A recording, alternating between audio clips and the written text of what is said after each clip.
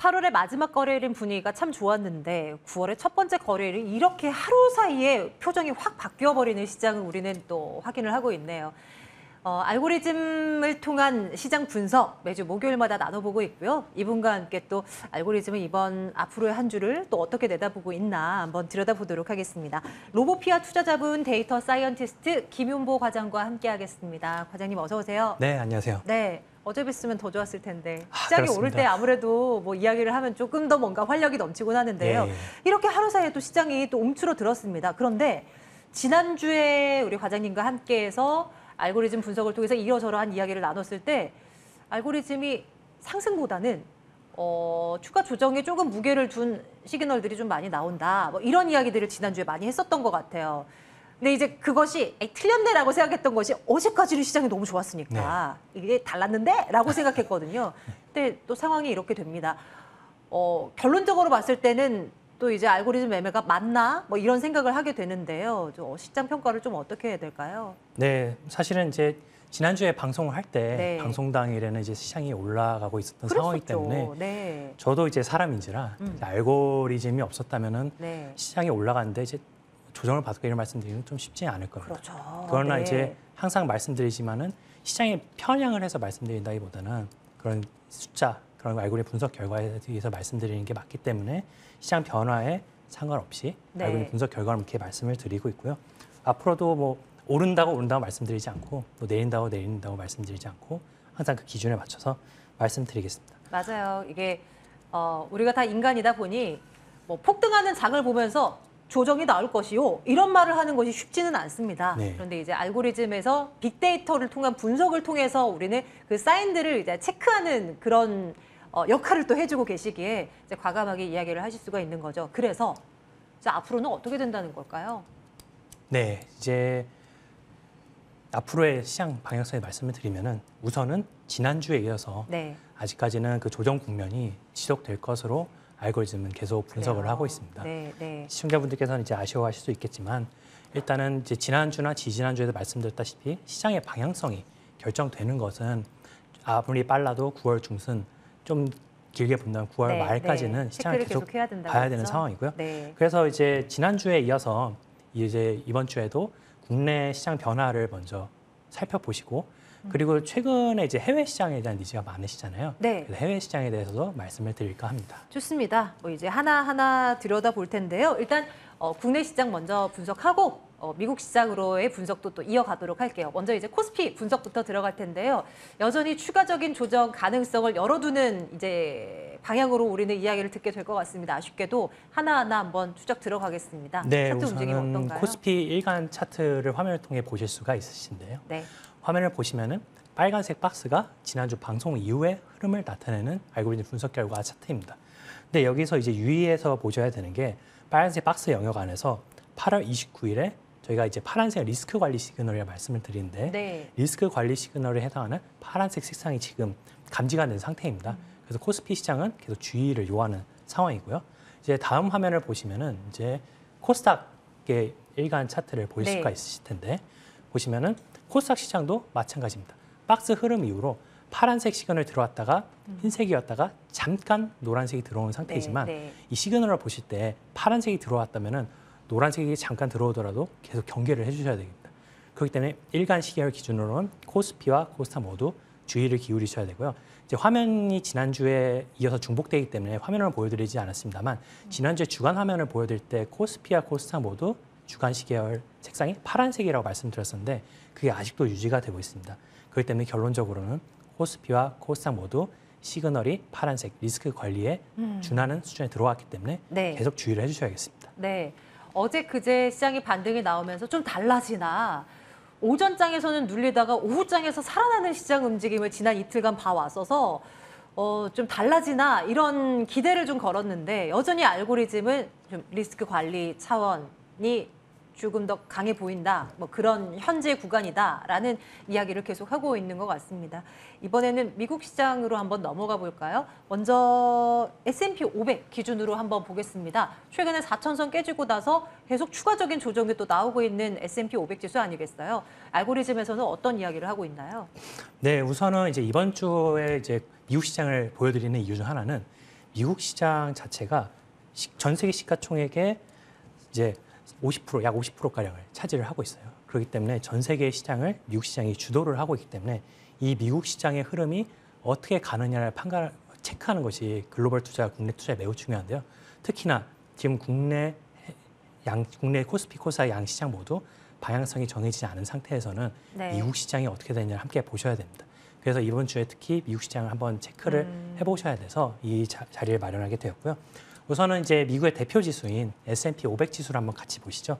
화면을 통해서 볼 수가 있는데 이제 보시면은 S&P 500 지수는 미국 증시를 대표하는 500개의 대형주로 구성된 지수입니다. 그래서 가장 미국 투자의 베이스가 되고요. 그렇죠. 지금 알고리즘 분석 화면을 보시면은 일간 우측 상단이 일간시 계열입니다. 네. 지금 중립인 흰색에 들어와 있는데 한동안은 노란색이었는데 그렇죠. 근데 지금 흰색에 들어와 있어서 중립 상태이고요. 근데 여기서 더 주의해서 보셔야 될 게 그 중앙 하단에 보시면은 주간 네. 기준인데 이제 알고리즘은 항상 현재 시점에서 다음 시계열, 이제 주간이면 다음 주에 어떻게 될지를 시그널을 함께 보여줍니다. 근데 지금 다음 주 시그널이 파란색 신호등이 들어온 걸 볼 수가 있어요. 즉 다음 주부터는 리스크 관리 영역으로 다시 들어간다는 의미가 되고요. 아니, 우리는 반등이 조금 나왔지만 예. 미국은 반등 없이 지난 주말 파월 연준 의장의 발언 이후 4일 연속의 하락이었거든요. 예. 그런데 다음 주에도 또 추가 조정 가능성이 일단 열려 있다라고 알고리즘에서는 이야기를 하는 거군요. 네, 그렇습니다. 뭐 이제 시그널 파란색으로 들어왔다고 폭락을 예언하는 뭐 그런 네, 시그널은 네, 아니지만 네. 이게 추가적인 하락에 충격에 대응해야 되기 때문에 투자를 하시는 분들에서 비중을 줄이거나 조심을 네, 하라. 리스크 관리를 해야 네, 되는 네. 시그널이 발생을 하려 하고 있습니다. 네. 일단 S&P 500을 기준으로 봤을 때 위클리, 데일리 그리고 30분봉 모두 다 일단 파란색 혹은 하얀색으로 시그널들이 조금 안 좋은 방향 쪽으로 흘러가고 있음을 우리가 확인했습니다. 다음 차트는 우리가 어떤 걸 볼까요? 네, 그 S&P 500 지수의 각 업종별 차트를 보실 텐데요. 네. 저희가 이제 매주 또 업종 분석을 할 때 업종 화면을 보면서 이제 말씀을 드리잖아요. 그렇죠. 네. 이 미국도 알고리즘에서 글로벌 산업 기준, 긱스 분류 기준으로 10개의 업종으로 S&P 500을 쪼개서 분석을 할 수가 있습니다. 보시면은 앵커님 혹시 노란색 화면이 우측에 보이시나요? 네, 지금? 노란색. 혹시 어떤 오른쪽 거? 끝에 노란색이 보이는 업종이 없는 걸로 확인이 됩니다. 왜냐하면 에너지가 그나마 지난주까지는 흰색이었는데 전부 다 흰색으로 바뀌었네요. 흰색으로 바뀌고 그러니까 전 업종의 시그널이 최소 중립으로 바뀐 걸 보일 수가 있어요. 지금 매력적인 섹터가 지수가 없네요. 중립인데 모든 업종까지 중립, 최소 중립. 네. 일부는 통신 같은 경우에는 이제 구글이나 네. 그런 인터넷 관련 업종 종목들이 많이 들어있는 업종인데 이 통신 업종 같은 경우에는 리스크 관리 파란색 시그널이 네. 들어왔습니다. 지수가 떨어져도 업종에서는 살아있는 업종들이 분명히 있었었거든요. 예. 지난주에 우리 국내 증시 볼 때만 해도 업종으로 봤을 때 대표적으로 운송 장비는 여전히 노란불이었고 그렇습니다. 여전히 뭐 강하다, 강할 거다 뭐 이런 이야기를 들었는데 미국 기준으로 봤을 때 S&P 500을 기준으로 봤을 때 섹터 구분 관계없이 전부 다 리스크 관리 필요하다라는 사인들이 들어오고 있는 그런 상황입니다. 전반적으로 좀 미국 투자에 있어서는 조심을 하는 것이 좋다, 상책이다, 뭐 이렇게 그냥 서학개미 분들이 이해를 해요. 네, 그렇습니다. 일단은 뭐 자동차에 비유하자면 엑셀레이터를 세게 밟는다기보다는 네. 밟으셨다면 일단은 늦춰주시고 네. 그 밟지 않은 상태였다면 브레이크를 살살 밟으시면서 속도를 지금 조절을 해주셔야 되는 단계입니다. 네, S&P 500으로 한번 봤고요. 이번에는 아마 우리 국내 투자자들이 많이 가담을 해 계실 기술주 중심의 나스닥 지수 한번 현황 보도록 하겠습니다. 비슷할까요? 어떤 시그널들이 나올 거 있을까요? 네, 화면을 통해서 같이 확인을 해보시죠. 왠지 더 파랄 것 같아요. 네, 그 S&P 500이랑 동일한 상황이고요. 네, 네. 근데 여기서의 차이점은 네. 이 우측 하단에 W 항목을 보시면은 이렇게 네. 파란색 시그널이 한 주 먼저 들어온 걸 확인할 수 있습니다. S&P 500 같은 경우는 그랬네요. 한 칸, 즉 다음 주에 리스크 관리 시그널 파란색으로 돌아오는데 네. 나스닥은 이미 이번 주부터 관리 시그널 파란색이 들어온 상태입니다. 그렇기 때문에 나스닥은 S&P보다 한 주 먼저 경고등이 네. 들어온 상태이고요. 그렇기 때문에 나스닥 업종에 나스닥 지수에 투자하시는 투자자분들도 지금 주의를 기울이셔야 되는 상황입니다. 네. 한 주 먼저 시그널이 나왔고 진작부터 나스닥 지수는 빠지기 시작했죠. 그런데 이제 앞으로도 계속 리스크 관리 필요하다라는 시그널을 계속 보내고 있는 알고리즘 분석을 보고 있습니다. 오늘 시간은 좋은 얘기가 안 들리는 것 같아서 좀 아쉬워요. 예. 이번에는 다우존스 산업지수 한번 볼까요? 네, 이제 다음 화면은 이제 다우 30 지수. 네, 이제 30 다우 종목으로 30 지수의 구성된. 설명을 간단히 드리면은 네. 미국 산업을 주도하는 종목들을 30개를 추려서 이제 올려놓은 이게 지수화한 지수인데요. 그렇기 때문에 똑같네요. 네. 다우 30 지수가 어떻게 움직이냐는 미국의 전 산업이 어떻게 움직이냐를 의미를 합니다. 지금 보시면은 S&P 500과 똑같이 다음 주에 경고등이 다시 들어오는 걸로 확인이 되고 있고요. 그렇기 때문에 다우 지수의 종목에 투자하시는 것도 주의를 해주셔야 되는데 이제 다음 화면을 통해 보시면은 다우 30 지수 안에 있는 구성 종목들이 어떤 시그널을 보이고 있는지도 한 화면으로 이제 띄워드렸습니다. 그래서 화면을 보시면은 이제 전 화면이 파란색인 거를 이제 볼 수가 있으실 텐데요. 예, 그 의미는 다우존스 30을 구성하고 있는 모든 종목, 대부분의 종목의 투자는 네, 네. 지금 주의를 하셔야 되는 상황입니다.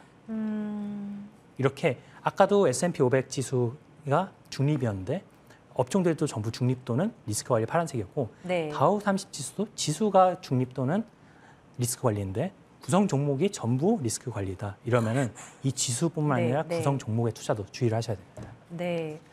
뭐, 요 정도 상황이라면 지금 뭐 섹터 구분 없이 다 리스크 관리를 해야 한다라는 이야기를 듣게 될 것만 같기는 한데 네. 그래도 한번 보죠. 뭐 보통 이제 뉴욕장 마무리하고 늘 우리가 체크를 해보는 것이 필라델피아 반도체 지수 아닐까 싶어요. 이제 국내 시장이 아무래도 반도체 관련한 뭐 종목들의 비중이 상당히 크기 때문에 이와 연동해서 우리가 생각을 해보곤 하는데 이 관련한 지표에 대한 알고리즘 분석도 있을까요?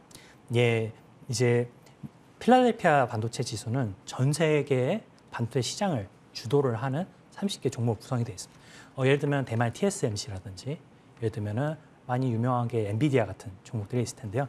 그렇게 구성된 지수의 흐름을 통해서 반도체 시장의 방향성을 볼 수가 있는데 시그널 화면을 보시면은 주간의 경우에는 더 좋지 않습니다. 왜냐하면 네. 항상 말씀드리다시피 파란색만 들어도 리스크 관리를 해야 되는데 파란색, 흰색, 파란색입니다. 즉 시그널이 한 번 더 주간에서는 강화되었다는 의미고요. 그거는 중앙 하단에 있는 주간 시계열 박스를 통해서 파란색 네. 박스를 통해 확인할 수가 있습니다. 그렇기 때문에 필라델피아 반도체 지수, 즉 글로벌 반도체에 투자하는 거는 당분간은 이제 조심을 하셔야 됩니다. 그래서 이제 더 극단적인 예로 이제 다우와 30과 함께 종목별 구성 종목들의 시그널도 같이 확인을 하실 수가 있는데요. 화면을 통해 보시면은 다우 30보다 상황이 좋지가 않습니다. 사실상 전 업종의 시그널이 파란색으로 들어와 있는 상태이고요. 중앙에 보시면 D라는 항목인데 이거 일간 수준의 점수가 최소 마이너스 40, 100, 즉 모든 일간 거의 한 세네 종목을 제외한 모든 종목들의 시그널이 일간 또는 주간으로 리스크 관리에 파란색이 들어와 있습니다. 점수의 최대치가 마이너스 마이너스 100점입니다. 100인가요? 예, 그렇습니다. 그렇기 때문에 이제 반도체 지수, 글로벌 반도체 시장에 투자하는 것 자체에 대해서는 어느 정도 주의를 해주셔야 되는 상황입니다. 어제였어요. 외신을 통해서 이제 시티그룹의 이야기를 뭐 한번 쭉 읽어본 적이 있었는데요. 필라델피아 반도체 지수가 지금 대비해서 20% 추가 하락이 나올 수 있다라고 시티에서는 또 내다보기도 하더라고요. 그러면서 그런 가운데서도 또 이제 어제는 우리 시장에서 반도체주들이 또 나름 선방을 해서 예. 잘못 봤군 이런 식으로 생각을 했었는데 너무 아니란 생각이었을까요? 일단 지금 알고리즘 분석에서는 뉴욕 3대 지수 플러스 전 섹터 여기 특히 반도체 업황을 본다고 하더라도 그렇게 쏙 좋은 성과를 얻기는 지금 힘든 구간에 놓여 있다라는 것을 이제 총체적으로 이야기를 하고 있는 그런 상황입니다. 국내 시장으로 이제 가볼게요. 어쨌거나 미국 시장이 살아나지 않는다면 뭐 국내 시장도 물론 뭐 요즘에 막 완전한 커플링을 이뤄서 같이 움직이는 건 아니지만 그래도 악영향을 줄 수밖에 없지 않나 싶어요. 업종별로 매주 이제 저희가 분석을 하고 있는데요. 오늘도 전기전자 섹터부터 한번 열어볼까요, 과장님? 네, 이제 전기전자 섹터는 거의 매주 리스크 매번 안 관리를 좋다고. 해야 한다고 말씀드리고 있는데 네. 이번 주는 이제 이 한 장으로만 다시 요약을 드릴 수가 있을 것 네, 같습니다. 네. 지난주와 상황이 크게 변화하지 않았고요. 특히 이제 아까 필라델피아 반도체 지수를 보여드리면서 항상 매주 반도체 몰락이라는 단어로 반도체 시장에 대한 주의를 말씀드리는데 사실 이제 이번 주 상황도 알고리즘 분석 결과는 동일한 결과를 제시를 하고 있습니다. 그래서 전기전자 업종 자체에 대해서는 당분간 계속 주의를 기울이셔야 되고요. 일단 시장 자체가 조정 국면이 지속되고 있기 때문에 이제 공략 방법은 비유를 드리면은 야구의 비유를 드릴 수 있을 것 같아요. 야구요? 예, 투수가 스트라이크를 던지려면 스트라이크 존에 공을 집어넣어야 될 텐데요. 스트라이크 존이 넓어진다는 게 시장이 좋아진다는 의미입니다. 그러면은 공을 제구력, 이제 공이 어디 가는지 신경 쓰지 않고 던져도 다 스트라이크잖아요. 지금 스트라이크 존이 좁아지고 있다 생각하시면 돼요. 더 넣기가 어려운 거죠. 네, 넣기가 어려워지기 때문에 네. 힘을 준다기보다 힘을 빼시고 정교하게 정해진 구역에만 집어넣으시는 게 중요한데 그게 바로 제가 항상 말씀드린 알고리즘에 제시하는 그 업종의 스트라이크 존에 집어넣으시면 이제 이 시장에서도 생존할 수 있을 겁니다. 자, 그러면 이제 알고리즘이 어떤 쪽에는 그래도 긍정적인 시그널을 내보내고 있는가를 이제 집중적으로 들여다보면 되겠네요. 사실 지금까지는 전부 다 안 좋고 중립이고 안 좋고 요거의 이제 반복이었지만 국내 시장을 들여다보고 섹터별로 나뉘어서 봤을 때 지난주까지도 분명히 매수 시그널을 보낸 섹터가 있었거든요. 그런 것들 중심으로 한번 보겠습니다. 어떤 것부터 볼까요, 과장님? 네, 이제 이 지금의 화면으로 네. 한 화면을 또 설명 가능할 것 같아요. 보겠습니다. 지금 항상 매주 강조드리는 기간산업. 기간산업 업종. 네. 여기에 이곳이 지금의 스트라이크 존입니다. 그러니까 이곳에 공을 넣으셔야 되고요. 네. 그리고 지금 시장이 조정 국면이기 때문에 이 지역에서 이 영역에서도 빨간색 영역에 예를 들면 비유하자면 공을 집어 넣으셔야 됩니다. 지금 4개의 업종인데요. 기간산업 업종 화면을 다시 설명을 드리자면 지금 제 말로 그 언어로 말씀으로 설명을 드리도록 할게요. 우선은 기간산업 중에서는 금속, 비금속, 기계 그리고 마지막으로는 이제 운수장비 업종에 대해서 설명을 드리도록 할 텐데요. 다음 화면을 통해서 업종별로 지금 화면은 IT여서요. 저희 다른 그렇습니다. 화면으로 넘어갈게요. 네, 다른 화면을 통해서 네. 순차적으로 업종별로 분석을 드리도록 좋아요. 하겠습니다. 우선은 이제 운수장비 업종인데요. 네, 네. 지금 스트라이크 존을 더 좁혀서 하나의 영역으로 설명드리자면 지금 운수장비를 공략을 하셔야 되는 상황입니다. 이게 시그널은 지금 대부분 영역에 있어서 여전히. 빨간색 박스로 영역을 제시를 하고 있고요. 그리고 시장 조정이 진행 중일 때 이렇게 빨간색 들어온 업종에 대해서 또 시장 수익률을 크게 상회하는 종목들이 등장할 수 있습니다. 네, 그렇기 때문에 네. 계속 공략을 해주시면 좋을 것 같고요. 그리고 다음 화면은 이제 기간산업 중에서 운수 장비 업종입니다.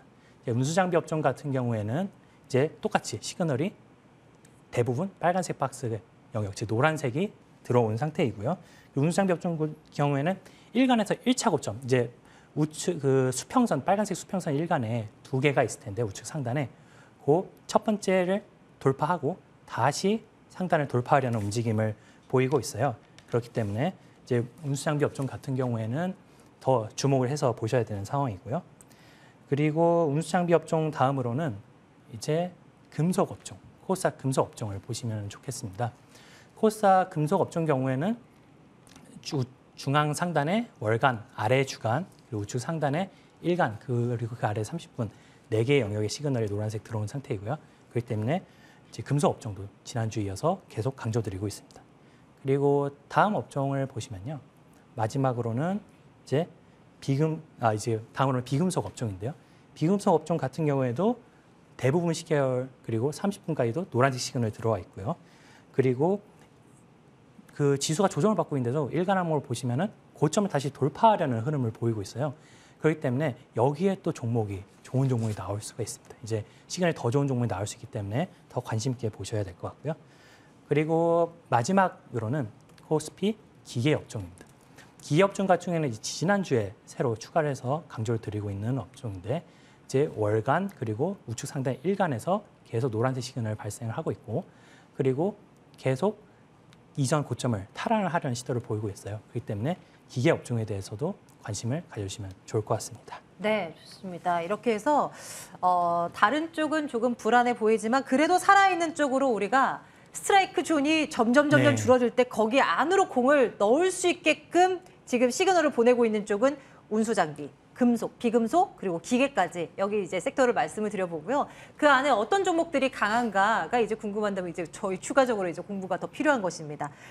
좋아요. 이제 국내 시장은 이렇게 한번 보고요. 지난주에 우리가 하려고 했는데 시간 관계에서 못한 거 있잖아요, 과장님. 예, 그렇습니다. 미국 시장에 우리 ETF를 하나씩 이제 살펴보고 있는데 ETF 상품을 투자를 할 만한 미국 시장에 대한 시그널들이 다 안 좋다고 앞서서 이야기를 해왔지만 그 안에서도 우리가 좀 대안으로 여길 만한 무언가는 없을까? 요거를 한번 찾아보는 시간을 가져보겠습니다.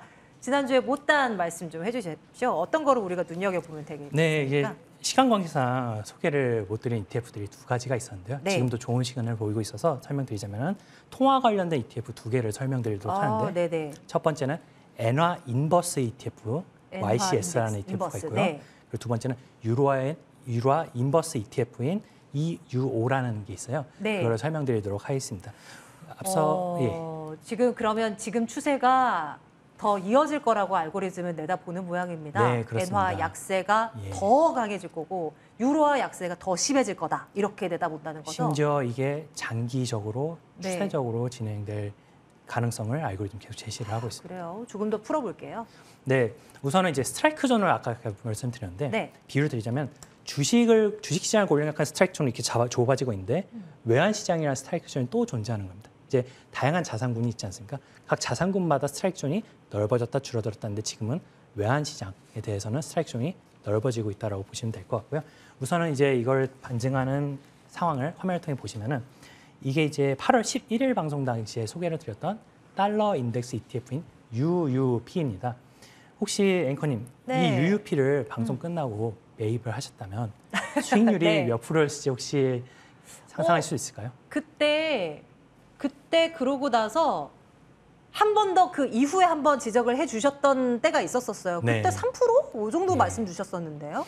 방송일 기준으로 현재까지 네. 이제 전일 네.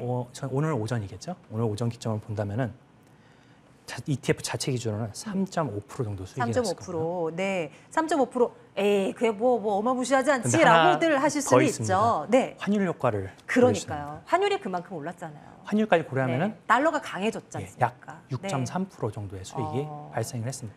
이게 수익이 적다고도 볼 수 있는데 네. 시장이 조정을 받는 정도의 네. 이 수익률이 낮다는 것 자체가 네. 이제 투자에 있어서 다른 대안이 있다는 것을 그렇죠. 의미를 하는 것이고요. 네, 맞아요. 그렇기 때문에 달러 강세가 지금 이 달러 인덱스 ETF 기반이 된 지수, 즉 달러 인덱스라는 지수가 1971년 3월 만들어진 이후에 지금 유례 없는 강한 시그널이 지금 발생을 하고 있습니다. 장기적으로. 근데 지금 단기적인 일간 시계열 우측 상단에서도 빨간색 박스로 노란색 시그널, 즉 에너지가 모이고 있다는 걸 보이고 있기 때문에 계속해서 달러 인덱스에 대한 투자, 즉 달러 인덱스 투자는 UUP에 대한 투자를 이어나가시면 좋은데 이거는 베이스입니다. 네. 달러화를 가지고 있는 것 자체는 가장 보수적인 투자가 될 것이고요. 네. 중간 중립은 달러 인덱스를 보유하는 것. 그렇다면 네. 여기서 환율 투자 입장에서 좀 더 적극적인 투자를 할 수 있는 방법이 있는데 네. 그게 바로 다른 통화의 약세에 배팅하는 것, 즉 인버스에 배팅하는 건데 그거에 대해서 다음 화면을 통해서 설명을 드리도록 하겠습니다. 네, 달러 인덱스를 구성하는 상당 부분의 비중을 차지하고 있는 게 유로화, 엔화 첫 번째 아니겠어요? 유로화로 57.6%를 차지하고 있고요.